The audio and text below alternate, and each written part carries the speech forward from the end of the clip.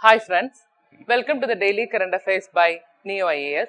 So from today onwards, the current affairs will be exclusively focusing on 2020 prelims, and today on 1st June 2019, our topics are Draft National Educational Policy, then PM Kisan Scheme, then PM Kisan Pension Yojana, Fiscal Deficit, and in MAPED program, we will be dealing with major waterfalls in India and prelims question revision series. So, let's move to our first topic, that is Draft National Educational Policy. Okay.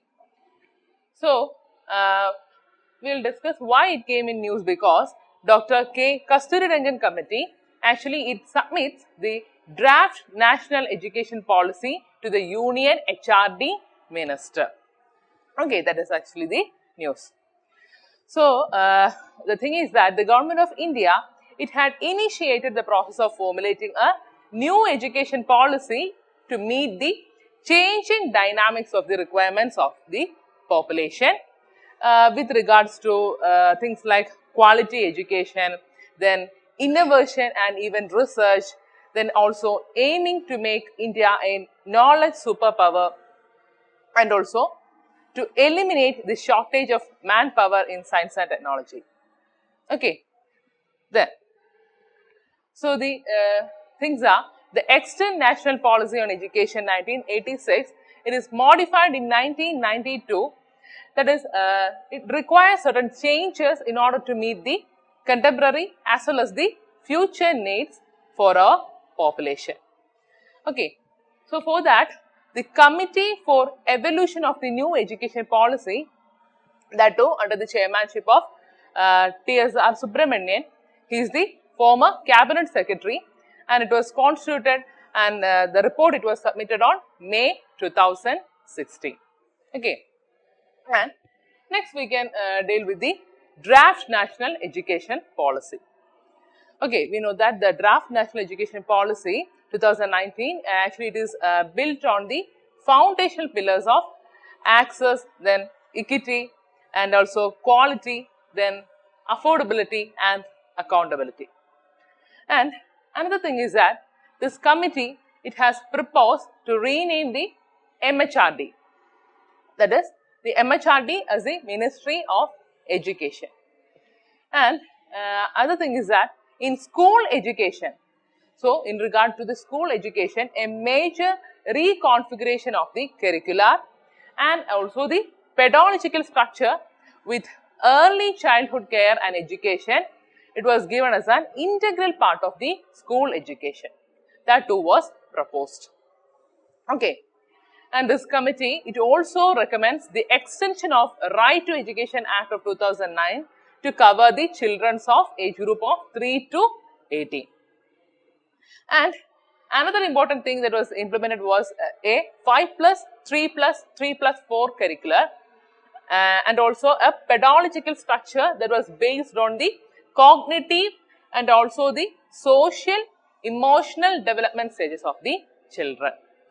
And according to that, it was classified into 4 stages, and they are the foundational stage, then the preparatory stage, then middle stage, and also the secondary stage. So, foundational stage, it covers the age group between 3 to 8, and preparatory stage 8 to 11 years, and middle stage 11 to 14 years, and secondary stage, that is 14 to 18 years. And it also seeks to reduce the content load in the school educational curricula. And this committee, it proposes for a massive transformation in the teacher education, led by shutting down the substandard teacher education institution. Okay, and also the 4-year integrated stage specific B.Ed program, and that its year, it will be eventually be minimized to the degree qualification for teachers. And then these are in the college level. Okay, and in the higher education level, the thing is that a restructuring of the higher education institution with 3 types of higher education institution actually it is proposed. So, three types. That is type 1, type 2 and type 3. That is, the thing is that this type 1, it will be focused on the world-class research and high-quality teaching. And this type 2, it will be focusing on the high-quality teaching across the disciplines with a significant contribution to the research. And this type 3, actually, it will be focusing on the undergraduate education. Okay, these are the three types that to be done in the higher education level. And another thing is that it will be driven by two missions. So, we already heard about this, that is Mission Nalanda and Mission Takshashila. Okay, and also there will be, as I said, a new apex body, that is Rashtriya Shiksha Ayog. It is actually proposed in order to enable or in order to give a holistic implementation to all educational initiatives. That too between the center and the state. Okay, and also in this report, a National Research Foundation, that is an apex body. It is also being proposed to create a strong research culture and also a building and also to build a research capacity that is across the higher education. Okay, and another thing, that is the private as well as the public institution, they will be treated as equal and the education will be remain as a not-for-profit activity. And in order to promote the Indian classical and language and also setting up of they also think of setting up of 3 new national institute for, especially for 3 languages, that is Pali, Persian and Prakrit, and an IITI, means Indian Institute of Translation and Interpretation. It has also been recommended. Okay, these are the important recommendations under this scheme. Clear? Okay, then coming to our second topic, there is PM Kisan scheme. So, actually the news is that the PM Kisan scheme, it has been extended to include all eligible farmer families irrespective of the size of land holdings. That is actually the scheme. And we know that the Pradhan Mantri Kisan Samman Nidhi, that is PM Kisan, it was comprehensively extended, and under this all land holding eligible farmer families, they would be given all benefits under this scheme. And also the revised scheme, it will be covering approximately around 2 crores, that is 2 crore more farmers, and thereby we are actually increasing the coverage of this PM Kisan to around 14.5 crore beneficiaries.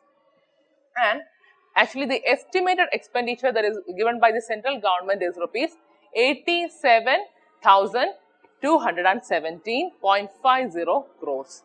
That is for the year 2019-20. Okay.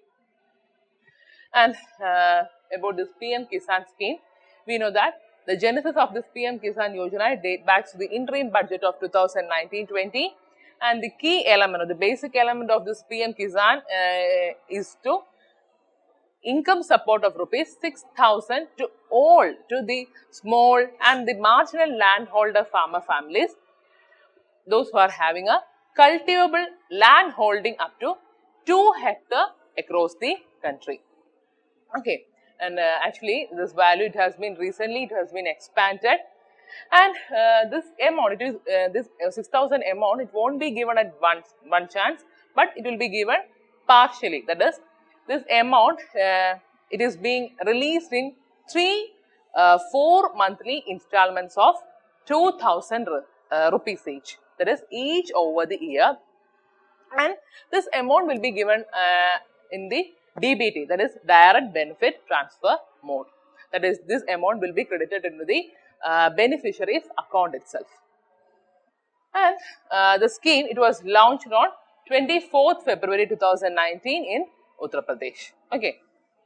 Then our next topic, that is PM Kisan Pension Yojana.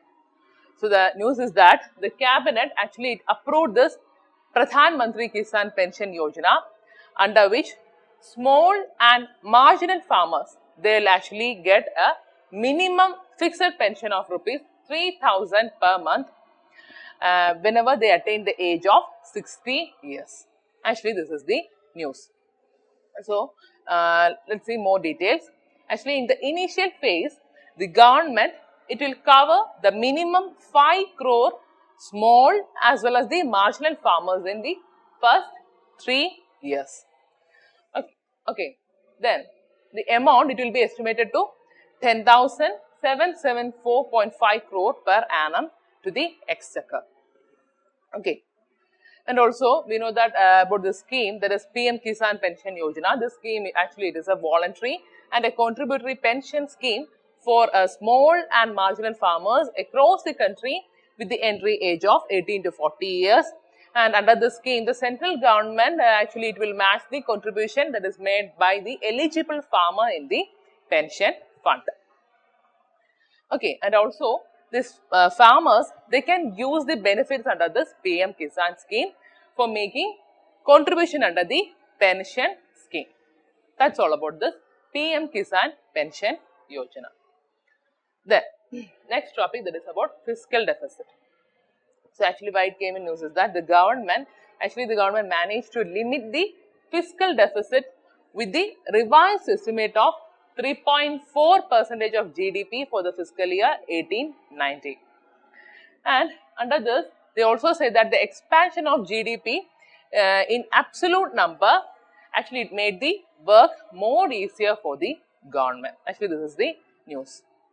So, we know that the fiscal deficit, actually it occurs when a government's total expenditure, it exceeds the revenue that it generates, excluding the money from borrowings. That's how actually we calculate this fiscal deficit. And it is expressed both in absolute number and as a percentage of GDP in the general budget. And normally the government, they borrows from the market to fund the deficit. Okay. So, the problem is the problem of lesser tax revenue, that is from both the direct and indirect. Then what happens is that there was a challenge to curb the expenditure. And also, there was more compression in the capital expenditure than the revenue expenditure. And according to the data that was proposed by the CGA, that is Controller General of Account, it has been given that the fiscal deficit for 18-19, it was over 6.34 lakh crore. Actually, it is the 3.39% of GDP. And they also given certain values, that is the total expenditure that is incurred by the government, it was over 23.11 lakh crore. Okay, that is a total expenditure. And out of this total expenditure, the revenue expenditure and the capital expenditure, it will be 20 lakh crore and 3 lakh crore respectively. And also, actually there was a shortfall not only in the direct taxes, that's by over 50,000 crore, but also in the GST collection, that is in the center, by almost 1 lakh crore. Okay, and coming to our next section, that is in MapAid program. Today we will be dealing with the second part of major waterfalls in India, and the first one, it is Yojana Fall, that is in Maharashtra, and Dudhsagar Fall, it is in Goa, and Hokak Fall, we know that this Hokak Fall, it's a horseshoe shaped fall and is located in Karnataka. And next is Meghadut Fall, it is on river Kaveri in Bangalore. Then Jog Fall, it's at river Sharavati in Maharashtra, and also next one on Karnataka border, that is actually it is the highest waterfall. So we have got 2 Jog Fall. Then next is Shivasamudram Fall, that is on river Kaveri at Bangalore. And next is Hognaka Fall, actually it is on river Kaveri in Tamil Nadu. And next is Pyakara Fall, actually it is on river Pyakara on Nilgiri Hills at Ooty. And next it is Vattaparai Fall. This Vattaparai Fall, it is at Palani National Park on river Payar in Kanyakumari in Tamil Nadu. And next is Sujipara Fall, it is in Kerala. Actually, it is a 3-tiered waterfall that is located in the Wayanad district of Kerala. And Meenamutty Fall, it is This mean mutti, it means where fishes are blocked, that is the meaning in Malayalam, and actually it is located in Kerala. Next one is Valchal Fall. This Valchal Fall, it is located on Chalakudi River in Kerala. Okay, and here I have marked the rest part of this waterfalls, and please have a look on this important waterfalls. And today in prelims question revision series, we will be dealing with the question from geography, that is in the context of mitigating the impending global warming due to the anthropogenic emissions of carbon dioxide, which of the following can be the potential sites for carbon sequestration? That is the question. And our options are, first one, abandoned and uneconomic coal seams, then 2, depleted oil and gas reservoirs, 3, subterranean deep saline formations, and here we have to select the correct answer using the code given below, and the options are A, 1 and 2 only, B, 3 only, C, 1 and 3 only, and D, 1, 2 and 3. Actually, the answer is D, that is 1, 2 and 3. I will tell why it is so. That is the carbon sequestration. Actually, it is the process that is involved in the carbon capture and the long-term storage of atmospheric carbon dioxide. And that is about this carbon sequestration. And about geological sequestration, it involves the storage of carbon dioxide, the underground in the depleted oil and gas reservoirs, then saline formations, or even deep. Then you can also say that it is in the unminable coal beds. So these are the two types of carbon sequestrations. So here comes all our 3 options are included in this. So our answer will be D, that is 1, 2 and 3. So our answer is D. That's all for today's session. Then you can download the material from the link given below. Thank you for listening.